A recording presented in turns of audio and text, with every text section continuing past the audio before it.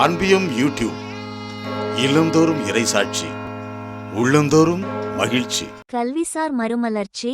எக்குவடோரியல் Guinea கலாச்சார உலகினருக்கு திருத்தந்தையின் அழைப்பு. பல்கலைக்கழகம் என்பது வெறும் செங்கல் மற்றும் சாந்தினால் ஆன கட்டிடம் அல்ல, அது கல்வியின் ஆற்றல் மீதும் மனித நேயத்தின் மீதும் கொண்டுள்ள நம்பிக்கையின் வெளிப்பாடு.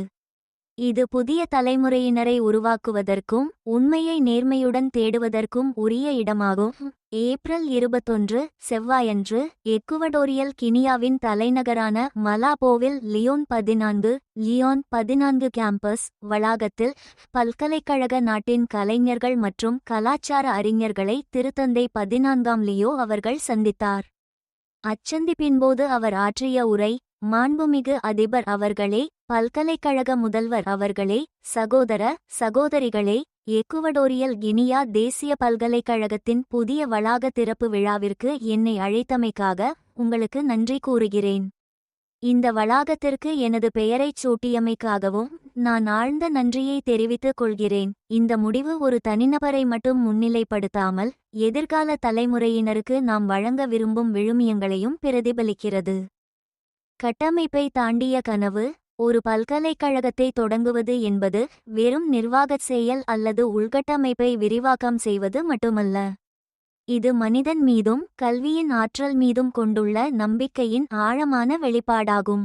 புதிய தலைமுறைகளை உருவாக்குவதன் முக்கியத்துவத்தையும் உண்மையை தேடும் உன்னத பணியில் நம்மை அர்ப்பணிப்பதையும் அறிவை பொது நலனுக்காக பயன்படுத்துவதையும் இது உறுதிப்படுத்துகிறது. இன்று நாம் வெறும் கட்டிடங்களை மட்டும் திறக்கவில்லை, மாறாக நம்பிக்கை, சந்திப்பு மற்றும் முன்னேற்றத்திற்கான ஒரு தளத்தையே திறக்கிறோம்.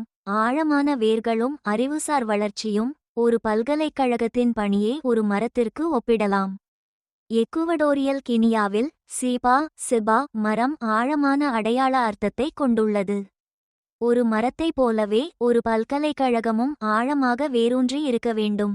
தீவிரமான படிப்பிலும் மக்களின் நினைவாற்றலிலும் உண்மையை நோக்கிய விடாமுயற்சியுடன் கூடிய தேடலிலும் அது நிலைபெற வேண்டும்.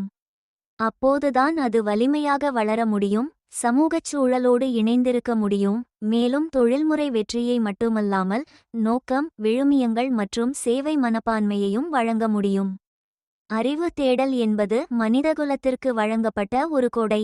இருப்பினும் அறிவு என்பது சுயநலம் கொண்டதாகவோ அல்லது உண்மை மற்றும் நன்மையிலிருந்து விலகியதாகவோ மாறிவிடக்கூடாது. அவ்வாறு நிகழும்போது அது தற்பெருமை கொண்டதாகவும் மனிதாபிமானமற்றதாகவும் மாறும் ஆபத்து உள்ளது. மாறாக உண்மையான அறிவு என்பது பணிவாகவும் வெளிப்படையானதாகவும் மற்றும் ஞானத்தை நோக்கியதாகவும் இருக்கும். தற்பெருமையை தவிர்த்து ஞானத்தை நோக்கிய பயணம். ஒரு கிறிஸ்தவ பார்வையில் சிலுவை என்பது அறிவை தேடும் இந்த தேடலின் புனிதத்தை குறிக்கிறது.